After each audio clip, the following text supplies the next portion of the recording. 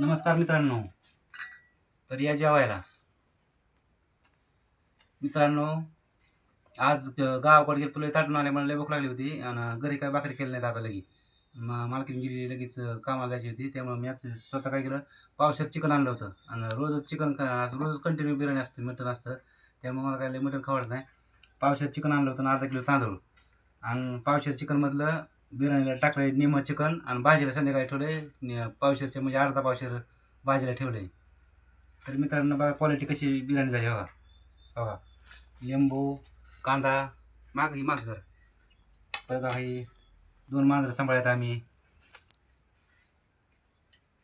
Chicken टाकतो मांजराला, बघा, कारण की उंदरं ही राहत नाहीत. मांजरं सांभाळायला चांगलं असतं, त्यामुळे उंदरं ही राहत नाहीत.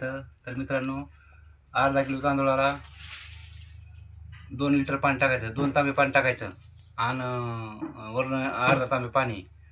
एकच नंबर सुटसुटीत बिर्याणी. बघा, मोकळी जार आणि मसाला, कोथिंबीर, परत मीठ टाकायचं थोडं, अर्धी वंजळ ही, अर्धी कप काय नको, अर्धी अर्धी ही टाकायची थोडी, एवढी चिमट मीठ. मित्रांनो, मी कंटिन्यू बिर्याणी करतो, तुम्हाला तर माहिती सारखं बी असतं. आणि परत ही टाकायचं, काय, तेल टाकायचं 1 पळी. धन्यवाद मित्रांनो. या जेवाय.